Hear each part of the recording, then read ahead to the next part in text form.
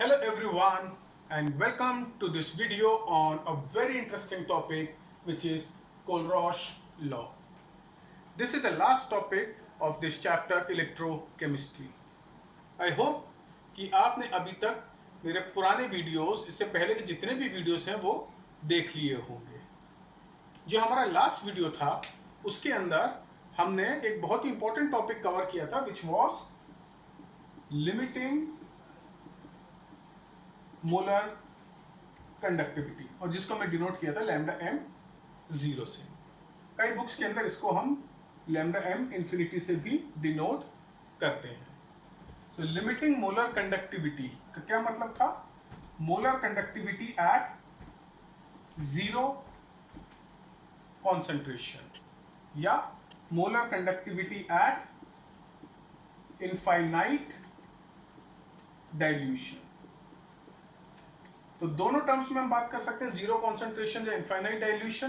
तो कुछ बुक्स, कुछ लिटरेचर ये सिंबल यूज करते हैं लिमिटिंग मोलर कंडक्टिविटी के लिए और कुछ लिटरेचर में you will come across this symbol. But दोनों का मीनिंग सेम है. Both refers to limiting molar conductivity. और जब हम ये टॉपिक पढ़ रहे थे तब हमने एक और चीज मेंशन करी थी, एक और चीज नोट करी थी कि for a weak electrolyte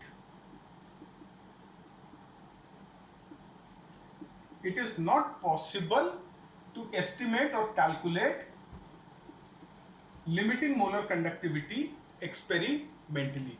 Experimentally possible नहीं है weak electrolyte के लिए limiting molar conductivity कैलकुलेट करना. और इसके पीछे हमने रीजन दिया था कि जब हम ग्राफ प्लॉट कर रहे थे root of concentration versus molar conductivity, तो हमने देखा था कि वीक इलेक्ट्रोलाइट के लिए ग्राफ कुछ इस फॉर्म का था. तो क्योंकि मैं कितना भी इस ग्राफ को एक्स्ट्रापोलेट करूं, ये ग्राफ किसी भी पॉइंट पर जाके इस एक्सेस को मीट नहीं करेगा. तो therefore it is not possible to calculate the limiting molar conductivity value और molar conductivity value at 0 concentration. और जबकि स्ट्रॉन्ग इलेक्ट्रोलाइट के लिए हमने ग्राफ देखा था, it was something like this, a straight line.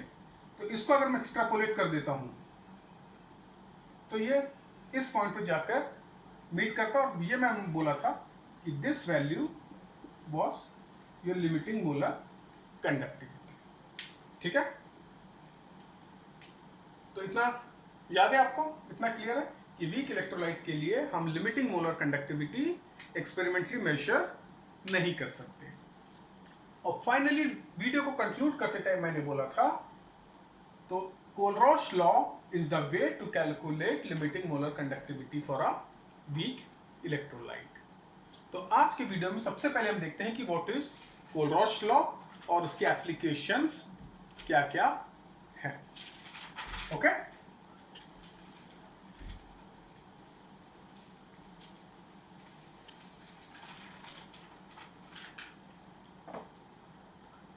now Kohlrausch studied limiting molar conductivity for lots of strong electrolyte. काफी strong electrolytes की उसने मोलर कंडक्टिविटी या rather limiting molar conductivity study करी. जैसे NaCl, KCl, NaBr, KBr,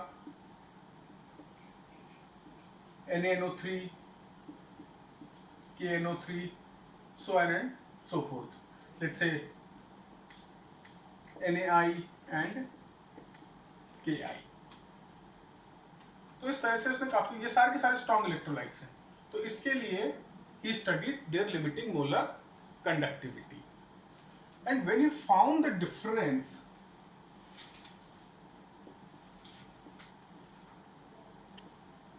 फिर उसने क्या किया कि जैसे उसने NaCl की limiting molar conductivity find out करी और KCl की limiting molar conductivity find out करी.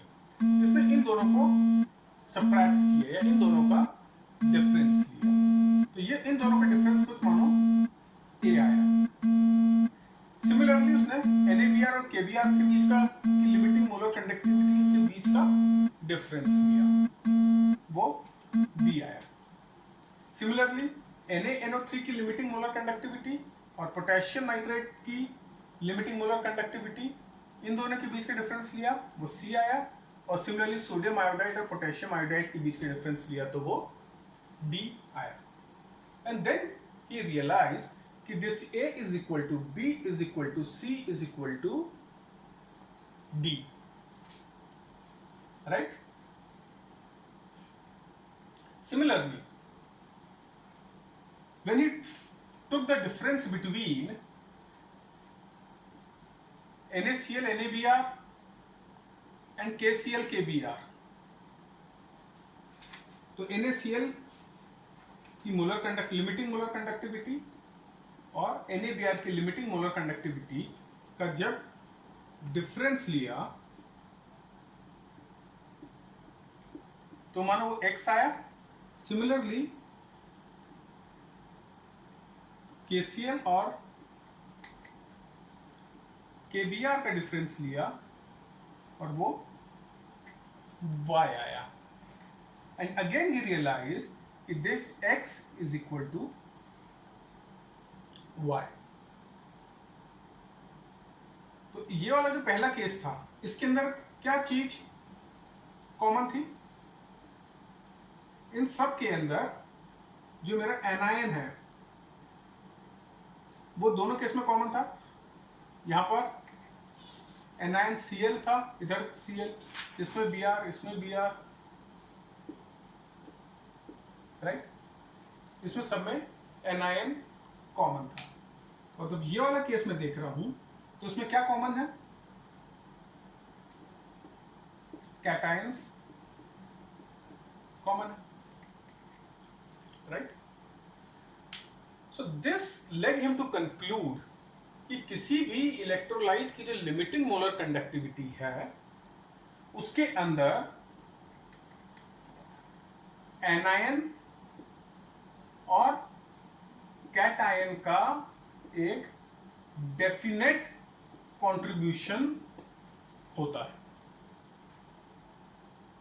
किसी भी इलेक्ट्रोलाइट में उसकी मोलर कंडक्टिविटी, अगर हम लिमिटिंग मोलर कंडक्टिविटी देखते हैं तो उसके अंदर एनायन और कैटायन का एक डेफिनेट कंट्रीब्यूशन होता है।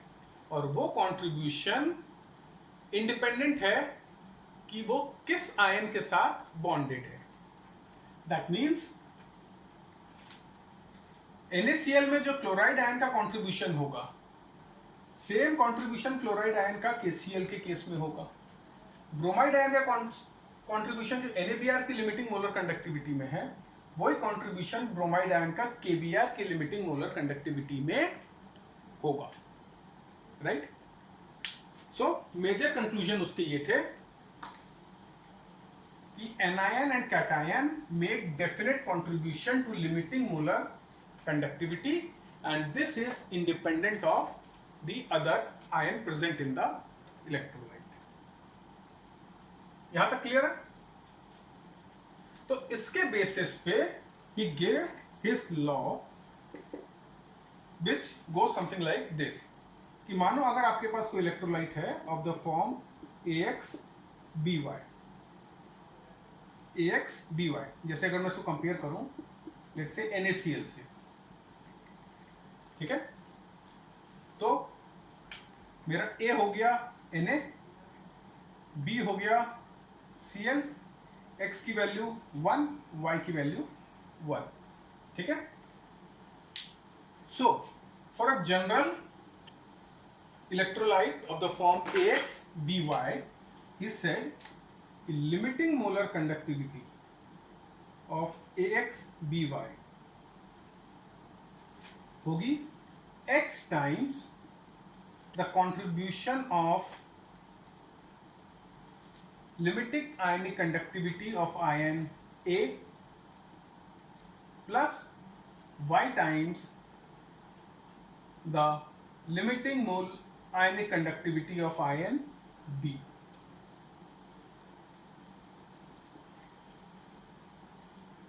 ठीक है। तो अगर AX/BY के फॉर्म में आपका कोई इलेक्ट्रोलाइट है तो AX/BY की जो लिमिटिंग मोलर कंडक्टिविटी होगी वो X times the limiting conductivity of ion A plus Y times the limiting molar conductivity of ion B। यहाँ पर X और Y क्या है? X is the number of ions of A present in the electrolyte and Y are the number of ions of B present in the electrolyte। थोड़ा confusing लग रहा है? Example देखते हैं। लेट्स से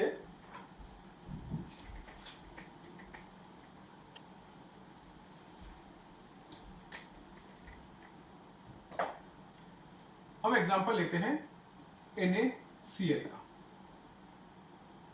तो जो मेरी लिमिटिंग मोलर कंडक्टिविटी है NaCl की according to Kohlrausch law will be equal to X times, X क्या है यहाँ पे 1, क्योंकि सोडियम आयन कितने हैं NaCl के अंदर 1, तो 1 into limiting ionic conductivity of sodium ion plus chloride ion कितने हैं 1, तो 1 into limiting molar conductivity of chloride ion. ठीक, एक और एग्जांपल देखते हैं। लेट्स से Na2SO4, तो limiting molar conductivity of Na2SO4 will be, sodium के यहां पर आप देखो 2 आयंस हो गए, तो 2 times limiting molar conductivity of ion Na plus, इसको आयनिक कंडक्टिविटी भी बोल देते हैं, प्लस ये पूरा का पूरा एक आयन है पॉलीएटॉमिक आयन सल्फेट, तो पूरे को एक साथ लेना पड़ेगा 1 into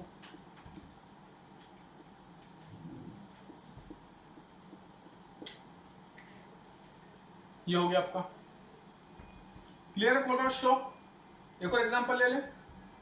let's take a slightly complicated example, Al2SO4 whole thrice. खुद से लिखने की कोशिश करो, वीडियो पॉज करो और खुद से लिखो।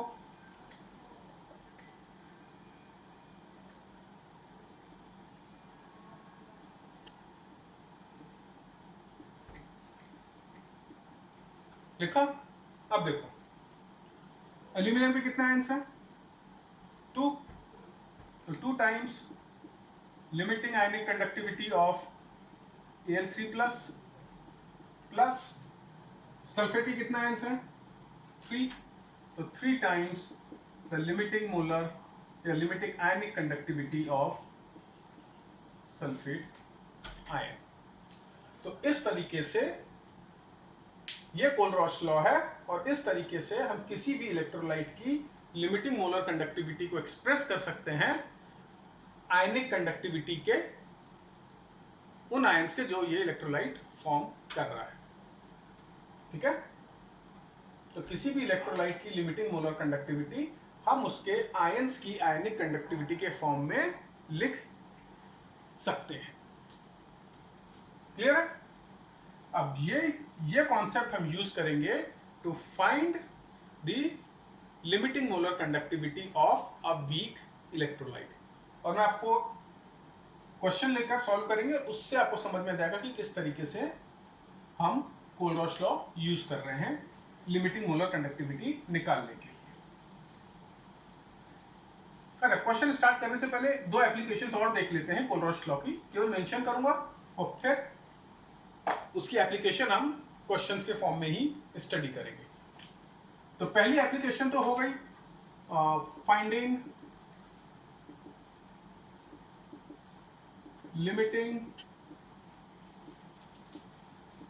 Molar conductivity of weak electrolyte. ठीक है, ये first application. Second application finding percentage dissociation of a weak electrolyte. Percentage dissociation of a weak electrolyte in a solution. Strong electrolyte के लिए जरूरत ही नहीं है क्योंकि वो क्लोज टू 100% वैसे ही होगा। और third finding dissociation constant again for a weak electrolyte.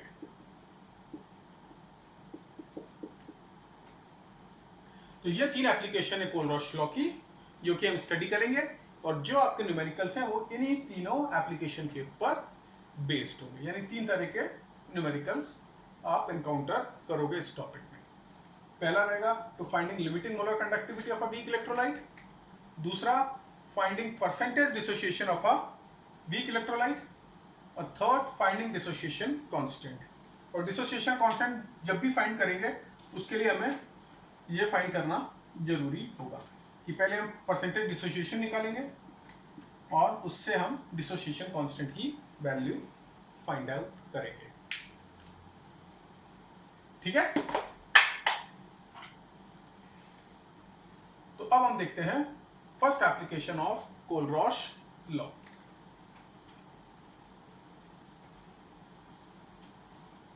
That is finding limiting molar conductivity of a weak electrolyte. तो एक सिंपल सा क्वेश्चन लेते हैं।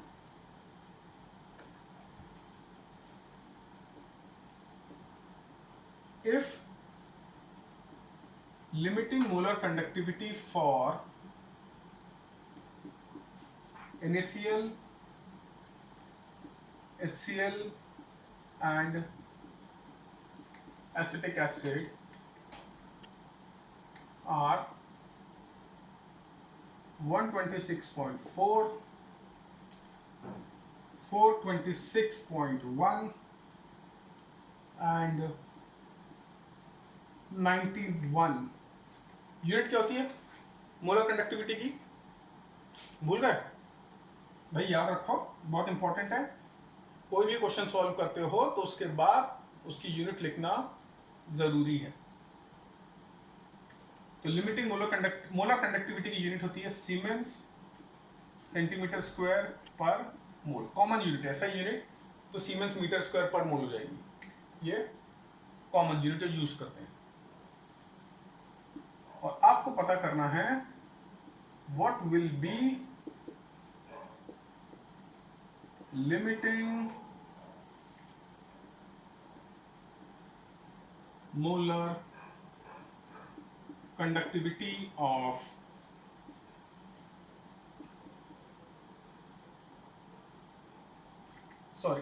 ये CH3COONA है, सोडियम एसीटेट। ये है क्वेश्चन आपका। अब ध्यान से देखो, आपको NaCl, हाइड्रोक्लोरिक एसिड और सोडियम एसीटेट की लिमिटिंग मोलर कंडक्टिविटी दी हुई है और आपको मोलर कंडक्टिविटी निकालनी है एसिटिक एसिड की। अब ये क्या है आपका? वीक इलेक्ट्रोलाइट है। कितना डिसोशिएट होता है? Less than 5%। तो ये एक वीक इलेक्ट्रोलाइट है। तो अब हमें एक वीक इलेक्ट्रोलाइट की लिमिटिंग मोलर कंडक्टिविटी निकालनी है। तो कोलरॉश लॉ यूज करके हम देखते हैं कैसे निकाल सकते हैं। तो इस तरह के जो भी क्वेश्चन है, इन क्वेश्चन के अंदर जो स्टेप्स हैं वो सिंपल स्टेप्स है कि हमें हर इलेक्ट्रोलाइट की लिमिटिंग मोलर कंडक्टिविटी उसके आयंस के फॉर्म में एक्सप्रेस करनी है। उससे हमें मल्टीपल इक्वेशंस मिल जाएंगी और उसको सॉल्व करके हमें इसकी लिमिटिंग मोलर कंडक्टिविटी निकालनी पड़ेगी। देखते हैं कैसे कर रहे हैं। जैसे NaCl, तो NaCl के लिए हम क्या लिख सकते हैं? इसकी limiting molar conductivity is equal to 1 times limiting molar conductivity of Na plus 1 times, यही होता है। थोड़ी देर पहले देखा था, केवल मैं NaCl के लिए वापस लिखकर दिखा रहा हूं।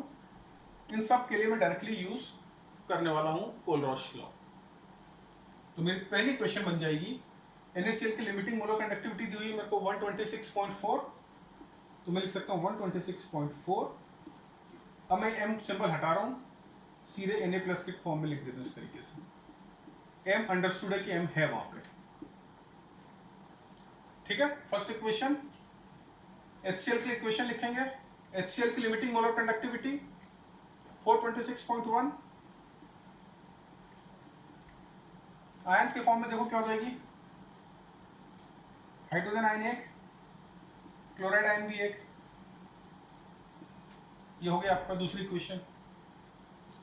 थर्ड इक्वेशन सोडियम एसीटेट के लिए लिख देते हैं। तो 91.0 इज इक्वल टू, Na को पहले ले लेते हैं, कैटायन है, प्लस एसीटेट आयन। तो ये तीन इक्वेशन आपकी बन गई from the information that was given to you. कोई डाउट है इसके अंदर? क्लियर है? Straightforward application of Kohlrausch law. और मुझे निकालना क्या है? Molar conductivity of acetic acid. तो वो किसके बराबर हो जाएगी?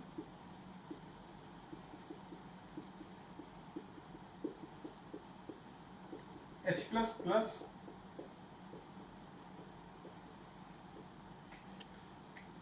तो मुझे बेसिकली ये निकालना है, राइट? इतना आपने कर दिया तो आपका क्वेश्चन सॉल्व हो चुका है। इसके बाद केवल सिंपल मैथमेटिक्स है कि इन तीन इक्वेशन से इस इक्वेशन पर मैं कैसे अराइव करूं। कैसे करेंगे? मेरे को इक्वेशन में क्या चाहिए? एसीटेट और H प्लस। तो ये अगर मैं इसको मान लेता हूं इक्वेशन 1, 2, 3, तो मेरे को H प्लस और एसीटेट आयन दो चाहिए अपने फाइनल सॉल्यूशन के अंदर। तो मैं 3 और 2 को ऐड कर दूं तो मेरे को दिस प्लस दिस तो मिल जाएगा। बाकी कुछ और भी अनवांटेड आयंस मिलेंगे, बट उसको मैं बाद में रिमूव करता हूं। तो अगर मैं 2 + 3 करता हूं तो मुझे H plus plus CH3COO minus plus Na plus plus Cl minus ये चीज मिलेगी। क्या मिल जाएगा मुझे?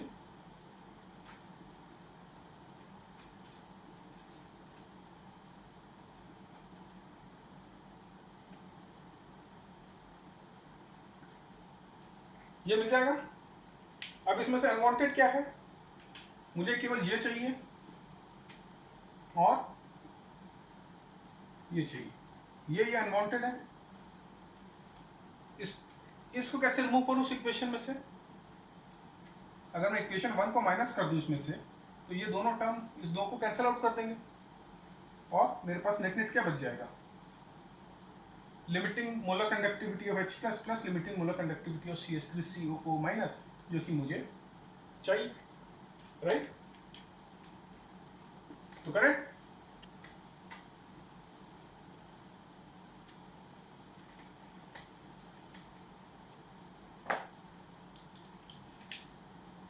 तो मैं क्या करता हूं? 2 + 3 - 1।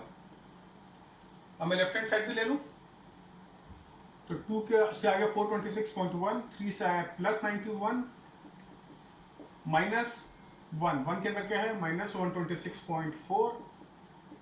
This will become equal to H plus plus Cl minus plus Na plus plus acetate -1, तो minus Na plus minus Cl minus. ये बचा मेरा लेफ्ट हैंड साइड में ये और राइट हैंड साइड में ये। तो ये Na plus minus Na minus plus cancel out हो जाएगा, ये कैंसिल आउट हो जाएगा। तो नेट मेरा क्या बचा? राइट हैंड साइड को सॉल्व करूं तो 517.1 - 126.4 is equal to H plus plus CH3COO minus. इन दो को ऐड कर दो, सॉरी सबट्रैक्ट कर दो।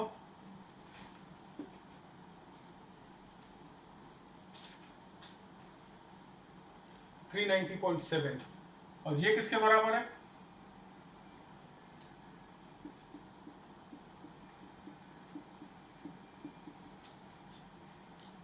आगे आंसर आपका।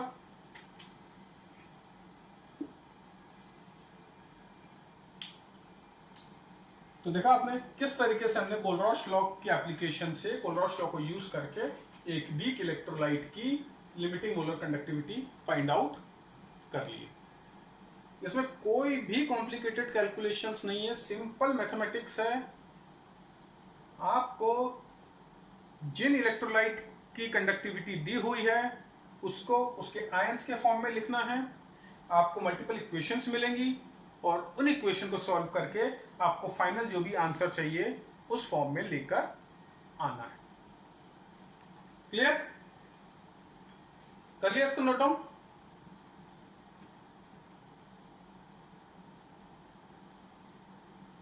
ठीक है। तो मेरे हिसाब से तो अगर एग्जाम में ये क्वेश्चन आ जाता है तो आप लोग को बहुत खुश होना चाहिए कि इतना सिंपल सा क्वेश्चन आया है। बट ट्रस्ट मी, काफी स्टूडेंट्स इसके अंदर गलती करते हैं। They are not able to do simple maths and arrive at the final equation. थोड़ा प्रैक्टिस करोगे तो बहुत जल्दी सॉल्व कर लोगे इन चीजों को। एक और एग्जांपल देखते हैं इसी टाइप का और फिर हम सेकंड एप्लीकेशन पर मूव करेंगे। रादर दो एग्जांपल देख लेंगे, चिंता मत करो। अब जो सेकंड क्वेश्चन है वो कह रहा है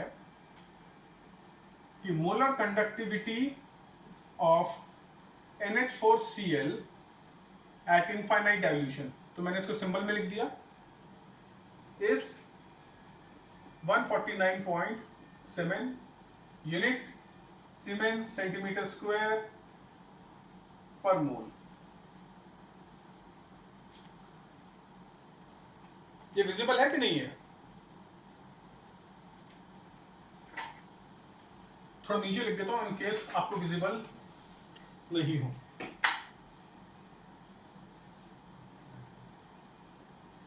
Limiting molar conductivity of NH4Cl is given to be 149.7 और यूनिट याद रखो सीमेन सेंटीमीटर स्क्वायर पर मोल। और क्या दिया हुआ है आपको? Ionic conductivity of hydroxide and chloride ion at infinite dilution, और वो आपको दी हुई है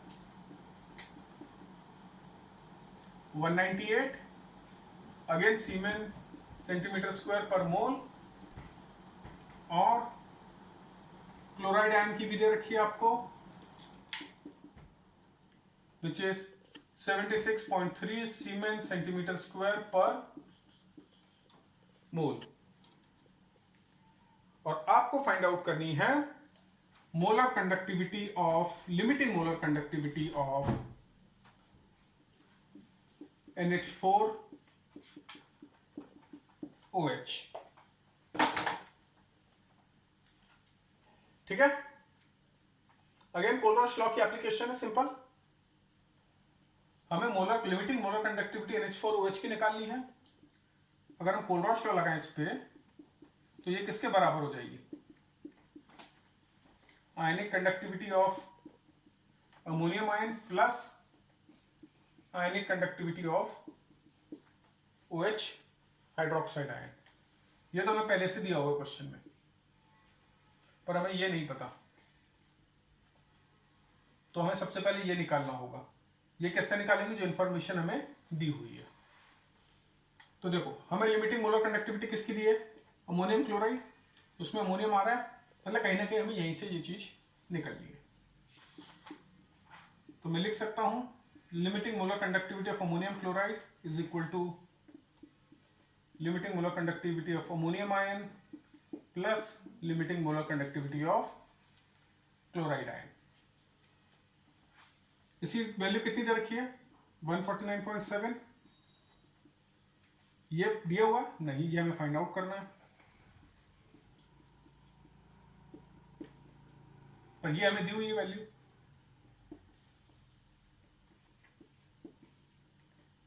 तो इसको सॉल्व करके हमारी वैल्यू हो जाती है अमोनियम की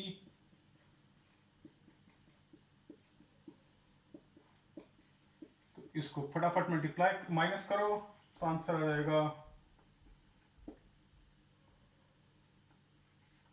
73.4। क्लियर?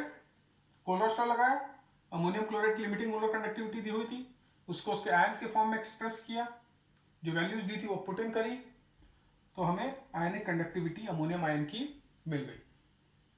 अब हमें अमोनियम हाइड्रोक्साइड की निकालनी है, राइट। तो यहां पर हमें OH माइनस की ऑलरेडी दी हुई है, कितनी 198, 198 डाल देंगे। ये अमोनियम की मैंने यहां पर निकाली 73.4, तो 73.4 यहां पर आ जाएगा। इन दो को ऐड करा तो मेरा आंसर आ जाएगा। तो कितना हो जाएगा,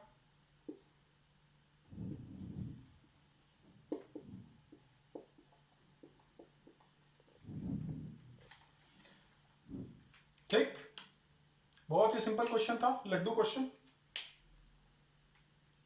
तो इस तरीके से हम कोलरश लॉ को अप्लाई करके ये क्वेश्चन सॉल्व कर सकते हैं। अप्रोच सब में सेम है कि जिसकी निकाली है उसको उसके आंसर के टर्म्स में एक्सप्रेस करो, जिसकी दी हुई है उसको उसके आंसर के टर्म में एक्सप्रेस करो, और बाकी जो वैल्यूज जो इंफॉर्मेशन दी है उसको यूज करके आप अपना आंसर निकाल सकते हैं, क्वेश्चन सॉल्व इजीली कर सकते हैं।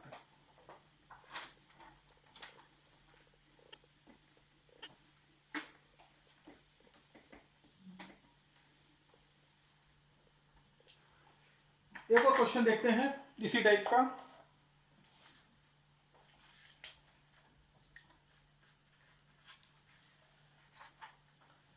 तो ये क्वेश्चन क्या कह रहा है,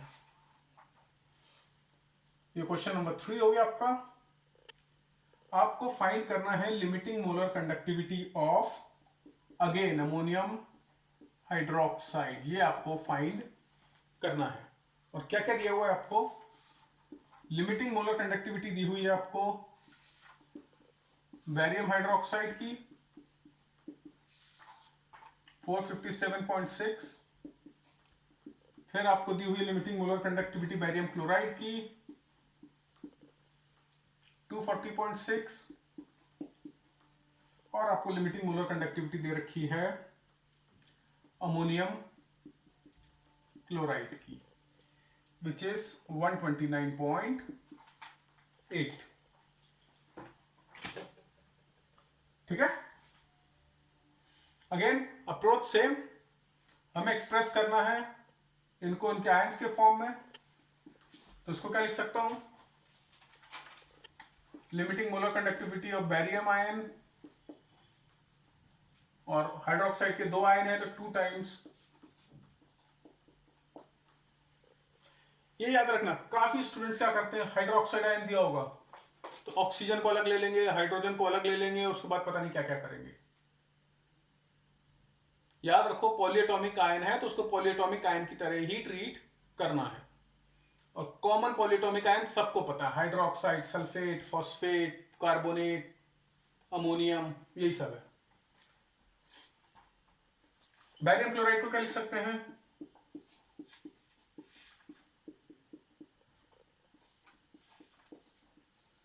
टू, बिकॉज फ्लोरीन के 2 आयन्स हैं। और अमोनियम क्लोराइड को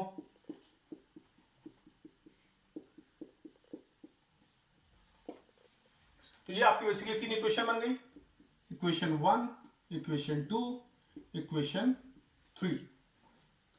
और आपको फाइंड क्या करना है, limiting molar conductivity ammonium hydroxide की, तो इसको भी लिख दो आयंस के टर्म में। क्या हो जाएगा,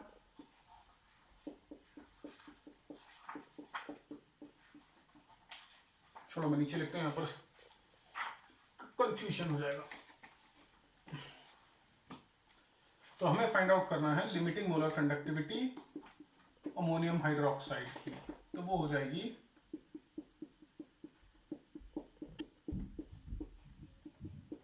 ये हमें फाइंड करना है। ठीक है, अब फिर देखो मैं किस तरीके से सोचता हूं, मेरे को यहां पर अमोनियम चाहिए, अमोनियम कहां से मिलेगा मेरे को, यहां से, मतलब मेरे को 3 को ऐड करना ही करना है। OH माइनस चाहिए मुझे, OH माइनस कहां से मिलेगा मुझे, इसमें से, तो मेरे को ये ऐड 1 को ऐड करना ही करना है। लेकिन मेरे को OH माइनस कितने चाहिए, 1, यहां पर कितने हैं 2, तो मैं इस पूरी इक्वेशन को 2 से डिवाइड करके फिर ऐड करूंगा। ओके, क्लियर, चलो तो क्या करते हैं पहले स्टेप में 3 प्लस हाफ ऑफ 1, राइट। तो लेफ्ट हैंड साइड में क्या बचेगा 129.8 plus half of 457.6 is equal to, ये ऐसे कैसे आ जाएगा,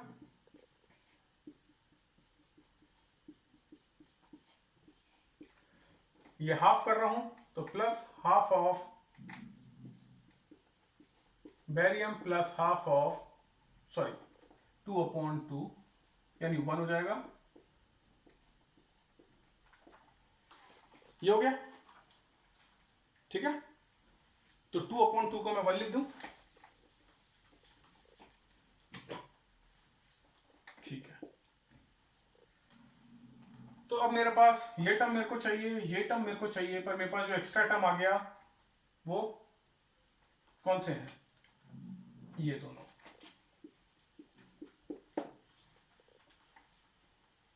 अब इन दो टर्म को मैं कैसे हटाऊं, कौन सी इक्वेशन अभी तक हमने यूज नहीं करी, सेकंड वाली। तो सेकंड में देखो बेरियम का 1 है, मेरे को हाफ चाहिए, क्लोरीन का 2 है, मेरे को हाफ 1 चाहिए, यानी इस इक्वेशन को अगर मैं हाफ से डिवाइड करके इसमें से सब्ट्रैक्ट कर दूं तो मेरे को ये वाला एक्सप्रेशन मिल जाएगा जो कि मेरा आंसर होगा। तो नेक्स्ट स्टेप क्या हो जाएगा, 3 प्लस हाफ 1 जो था उसमें से माइनस हाफ ऑफ इक्वेशन 2 करना है। तो पहले इसको सॉल्व करके लिख दें, 2 2 4 16 8, इन दो का ऐड करो, कैलकुलेशन फटाफट होनी चाहिए।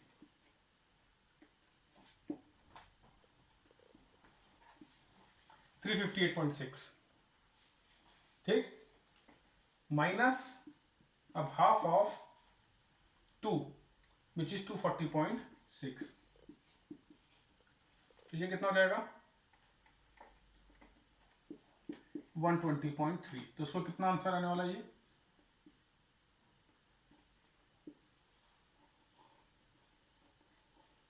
ठीक है। तो ये लेफ्ट हैंड साइड हो गया तुम्हारा 238.3।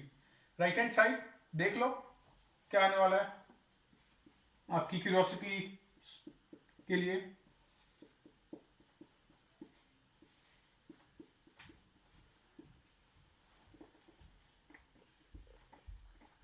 इन क्वेश्चन में सबसे डिफिकल्ट चीज है कि इतना बड़ा बड़ा लिखना पड़ता है, बट ठीक है मार्क्स चाहिए तो लिखना भी पड़ेगा। ये तो पहले का पहला था ये वाला पार्ट। अब इसमें से हम सब्ट्रैक्ट कर देते हैं हाफ ऑफ सेकेंड, तो minus half of Ba2 plus minus 2/2 यानी 1 ऑफ Cl माइनस, ठीक है, यही आने वाला है। अब देखो ये Cl माइनस प्लस ये माइनस, ये cancel out, half Ba2 plus ये पॉजिटिव में ये नेगेटिव में, तो ये भी कैंसिल आउट। तो क्या बचा, तो हमारा फाइनली बचा 238.3 is equal to NH4 plus plus OH minus, और ये चीज सेम है, यानी this is equal to the limiting molar conductivity of ammonium hydroxide. Clear है, कहीं कोई डाउट? तो जैसे मैंने फर्स्ट क्वेश्चन सॉल्व करते टाइम बोला था, फिर से रिपीट करता हूं कि इन क्वेश्चंस के अंदर आपको जिस भी इलेक्ट्रोलाइट की लिमिटिंग मोलर कंडक्टिविटी दी है उसको उसके आयंस के टर्म्स में एक्सप्रेस करो, जिसकी निकालनी है उसको भी उसके आयंस के टर्म में एक्सप्रेस करो, और गिवन में से जो फाइंड आउट करना है उसको मैथमेटिकली सॉल्व करके निकाल लो। मेरा तरीका क्या है, मैं देखता हूं कि मुझे क्या फाइंड आउट करना है, तो जो आयन यहां पर प्रेजेंट है उसको मैं पॉजिटिव, उस इक्वेशन को पॉजिटिव में ले लेता हूं। NH4 प्लस चाहिए मेरे को और OH माइनस चाहिए, तो कहां पर ये दो आ रहे हैं, अमोनियम यहां पर आ रहा है, हाइड्रोक्साइड यहां पर आ रहा है, तो इन दो इक्वेशन को ऐड करना पड़ेगा। बस कॉम्प्लिकेशन क्या होता है, क्या सिंपल ऐड करना है या किसी चीज से मल्टीप्लाई डिवाइड करके ऐड करना है। तो वो आप कंपेयर कर लो, यहाँ पर 1 आयन था हाइड्रोक्साइड का, यहाँ पर 2 है, इसका मतलब इसको मेरे को 2 से डिवाइड करूंगा तभी मेरा आंसर के अंदर सही फॉर्म में हाइड्रोक्साइड के आयंस आएंगे। ठीक, तो ये 3 क्वेश्चन से आई होप कि आपकी जो फर्स्ट एप्लीकेशन है कोलरोच लॉ की, उसके कॉन्सेप्ट क्लियर होंगे और आप वो क्वेश्चन सॉल्व इजीली कर लोगे।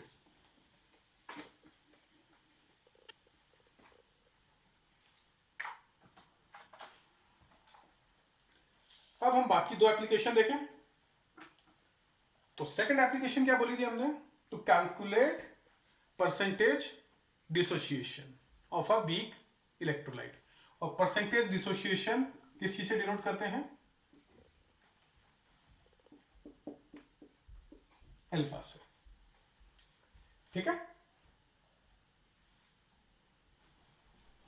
तो जो क्वेश्चन है आपको नोट डाउन कर लो क्वेश्चन को। The conductivity of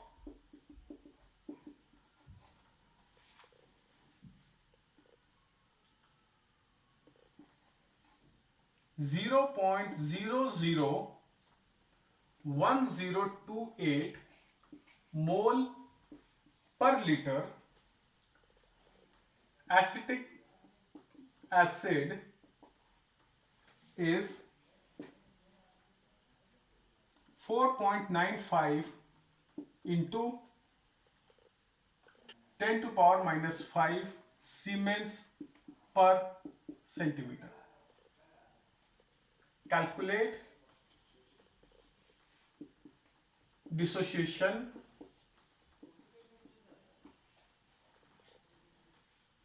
constant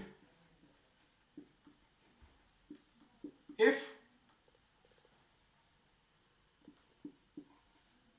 limiting molar conductivity is equal to 390.5 Siemens centimeter square per मोल। ठीक है,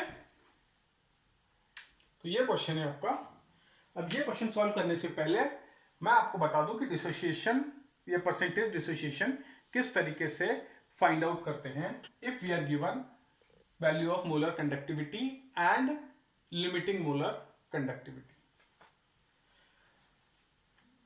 तो फॉर्मूला जो यूज करते हैं वो ये है, अल्फा इज इक्वल टू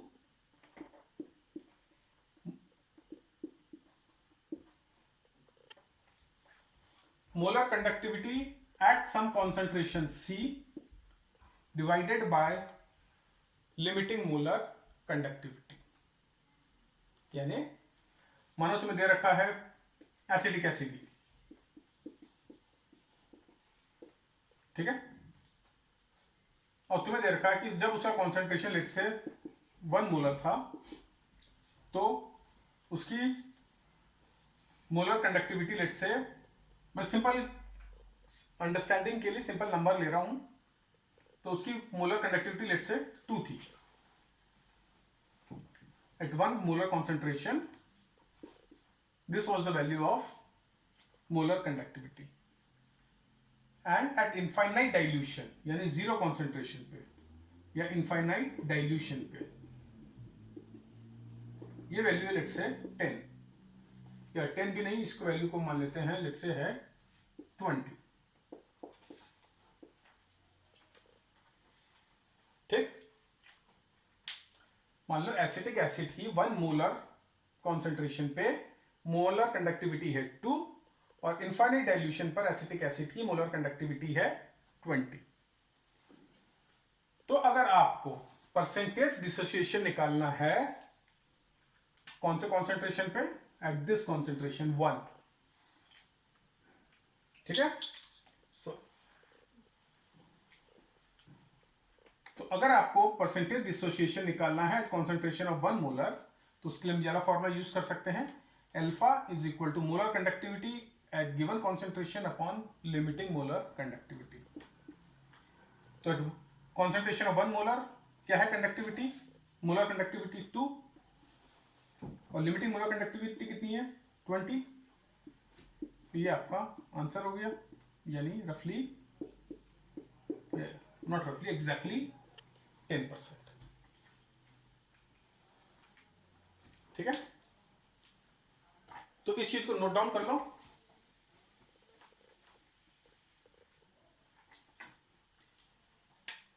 कि percentage dissociation at concentration C of an electrolyte is equal to molar conductivity at concentration C and divided by limiting molar conductivity. तो ये अल्फा C क्या है? अल्फा क्या है? Percentage dissociation at concentration C moles per litre, C mole per litre के concentration पे, C molarity पे. ये क्या है? Molar conductivity eight concentration C और ये क्या है? Limiting molar conductivity. ठीक है, इसको नोट डाउन कर लो. तो ये मोलर कंडक्टिविटी जिस कॉन्सेंट्रेशन पर है उसी कॉन्सेंट्रेशन पर हम परसेंटेज डिसोसिएशन फाइंड आउट करते हैं और ये फॉर्मूला है. So molar conductivity at a given concentration upon limiting molar conductivity is equal two degree of dissociation या परसेंटेज डिसोसिएशन. नोट डाउन कर लिया अपने फॉर्मूला? वीडियो पॉज करके नोट डाउन कर लो.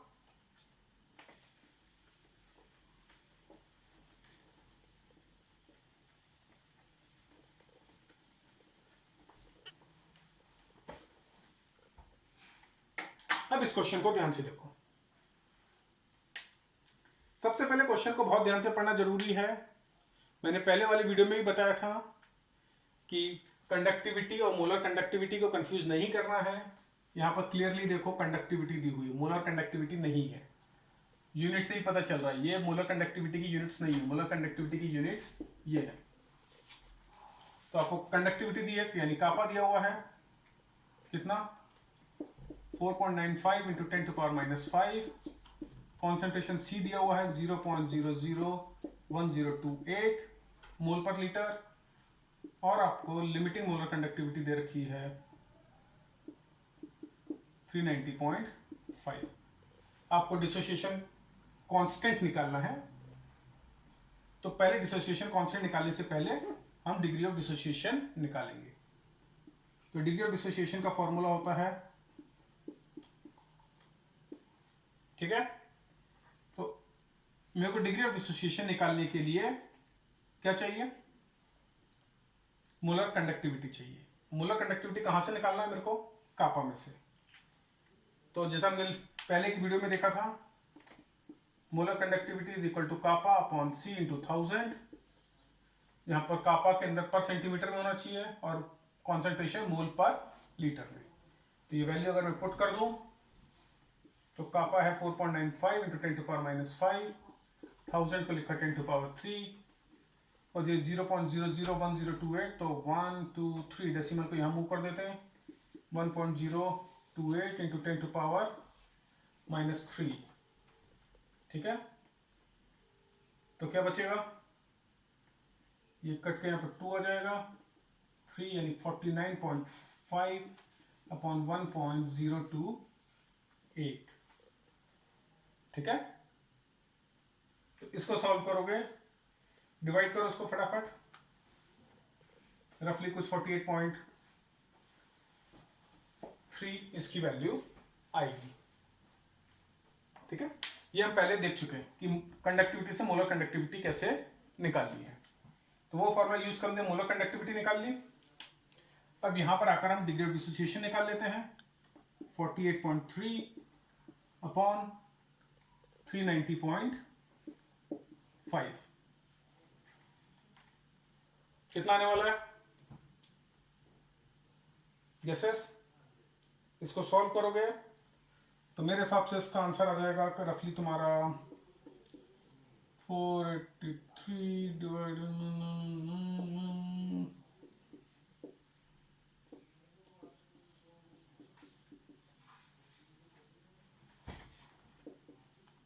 123 483. तो ये रफली आ जाएगा तुम्हारा 12.3 सॉरी 0.123. ठीक है. तो ये तुम्हारा डिग्री ऑफ डिसोसिएशन आ गया। क्लियर है? डिग्री ऑफ डिसोसिएशन निकालना कैसे निकालते हैं? तो अभी इस क्वेश्चन को अपन थोड़ा सा मॉडिफाई करते हैं, डिसोसिएशन कांस्टेंट की जगह लेट से डिग्री ऑफ डिसोसिएशन ही कर दो। नेक्स्ट स्टेप में मैं भी समझाता हूं, उसके बाद निकालेंगे।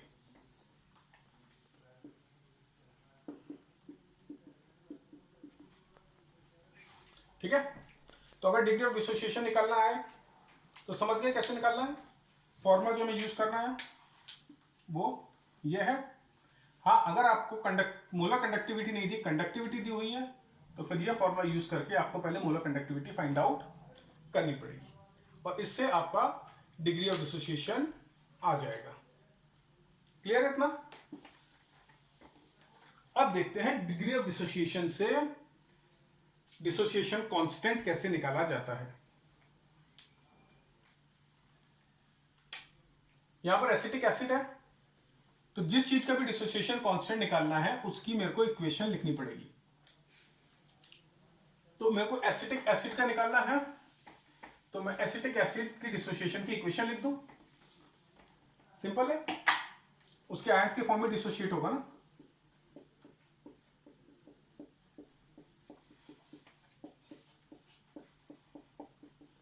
यही आयन देगा डिसोसिएट होकर, एसीटेट आयन और हाइड्रोजन आयन। और फिर जो हमने 11th में सीखा था फिर से यूज करेंगे। अगर इसका इनिशियल कॉन्सेंट्रेशन लेट से सी है, ये सब तो 0 है, मान लो ये डिसोशिएट होता है बाय अल्फा, तो कितना डिसोशिएट हो जाएगा? सी इंटू अल्फा। तो ये अगर सी इंटू अल्फा डिसोशिएट होता है मोल्स, तो यहां कितने मिलेंगे हमको? सी अल्फा, क्योंकि एक डिसोशिएट होकर एक आयन इसका देता है, एक आयन इसका देता है, तो सी अल्फा डिसोशिएट होकर सी अल्फा इसका देगा, सी अल्फा इसका देगा। तो फाइनली कितना बचेगा? सी में से सी अल्फा डिसोशिएट हो गया, यानी सी माइनस सी अल्फा, ये 0, ये सी अल्फा, ये सी अल्फा। अब केमिकल इक्विलिब्रियम में जैसे यूज करते थे, तो equilibrium constant is equal to concentration of products which is equal to C alpha into C alpha upon concentration of reactant C minus C alpha। तो क्या हो जाएगा? C, इधर C कॉमन ले लिया, तो Ka is equal to C alpha square upon 1 minus alpha। तो ये आपका डिसोसिएशन कांस्टेंट की फॉर्मूला हो गया। तो कोई भी आयन, यह चीज हमने सेम चीज हम लोगों ने सॉल्यूशन चैप्टर में भी करी थी जब हम वॉन-टॉप फैक्टर निकालते थे। सेम चीज है, एग्जैक्टली सेम चीज यूज करनी है आपको। तो अगर मेरा इलेक्ट्रोलाइट ऐसा है जो AB के फॉर्म में है, किसके फॉर्म में? AB, यानी एक आयन A का देगा और एक आयन B का देने वाला है, तो उस केस में मैं सिंपल ये फॉर्मूला याद रख सकता हूं कि Ka is equal to C alpha square upon 1 minus alpha. ठीक है, तो नोट डाउन कर लो कि अगर आपका इलेक्ट्रोलाइट AB के फॉर्म में है, यानी वो एक आयन A का दे रहा है और एक ही आयन B का दे रहा है, तो उस केस में dissociation constant will be equal to C alpha square upon 1 minus alpha. यानी एसिटिक एसिड, सोडियम एसीटेट, सबके लिए वाला फॉर्मूला काम करेगा। ठीक, तो नोट डाउन कर लो उसको, वीडियो पॉज करो और नोट डाउन करो।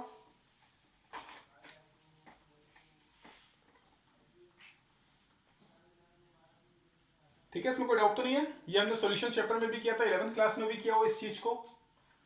इनिशियल कॉन्सेंट्रेशन हमने ले लिया C मोल्स पर लीटर, यानी हमने ज्यूम कर लिया कि इनिशियली C मोल्स थे, उसमें से परसेंटेज डिसोसिएशन कितना है? अल्फा। तो जितने मोल थे उससे अल्फा को मल्टीप्लाई कर दो तो उतना डिसोशिएट हो गया, C इंटू अल्फा। तो इतना डिसोशिएट हो गया, तो बचा कितना? C minus C alpha. यहाँ 0 थे और एक मोल दे रहा है।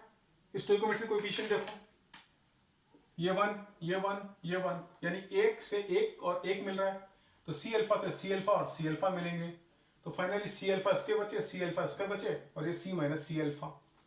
इक्विलिब्रियम कांस्टेंट कैसे निकालते थे? Product of concentration product of concentration of products upon concentration of reactant, same formula लगाया तो तुम्हारा के की वैल्यू आ गई। ठीक, तब उसी क्वेश्चन के अंदर हमें अगर डिसोसिएशन कांस्टेंट पता करने को भी बोला था तो हम यही फॉर्मूला लगाएंगे और अल्फा की वैल्यू हमें यहां पर मिल गई है तो ये अल्फा की वैल्यू हम यहां पुट कर देंगे और सी की वैल्यू कितनी थी 1.08 इंटू 10⁻³ तो ये आपका रफली आंसर हो जाएगा।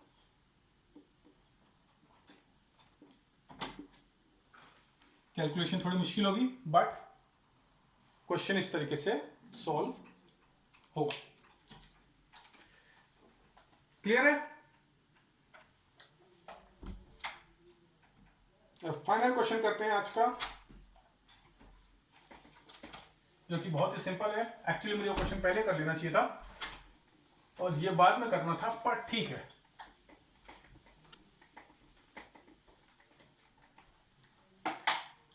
नोट करो क्वेश्चन को। आपको दिया हुआ है limiting molar conductivity of 0.001 molar acetic acid solution that is given as 387 per ohm per centimeter, sorry, per ohm centimeter square per mole।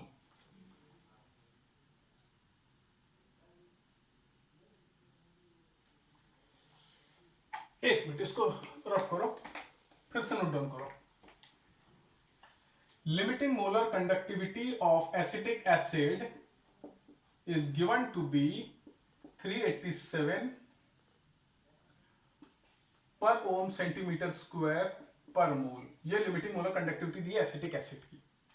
और फिर तुम्हें दिया हुआ है at same temperature but concentration of 0.001 molar, the molar conductivity is 55 per Om centimetre square per mole. और you need to find percentage dissociation at 0.001 molar concentration। ठीक है, तो आपको एसिटिक एसिड की लिमिटिंग मोलर कंडक्टिविटी दी है 387 और molar conductivity acetic acid की eight 0.001 molar concentration दिया हुआ है 55 और आपको परसेंटेज डिसोसिएशन निकालना है of 0.001 molar acetic acid solution. तो straightforward application of formula, alpha is equal to molar conductivity upon limiting molar conductivity. तो कितना हो गया 55 अपॉन 387। तो ये आपका आंसर आ गया। याद रखो ये जो परसेंटेज डिसोसिएशन है जिस कॉन्सेंट्रेशन पर है उसी कॉन्सेंट्रेशन की हमें मोलर कंडक्टिविटी यूज करनी है। ठीक है, अब यहीं पर अगर हमें डिसोसिएशन कांस्टेंट भी निकालना होता तो ये एबी के फॉर्म में है, एक आयन दे रहा है तो फॉर्मूला लगा देते सीधे से C alpha square upon 1 minus alpha, C की वैल्यू 0.001, अल्फा की वैल्यू यहां से डाल देते तो तुम्हारा आंसर आ जाता।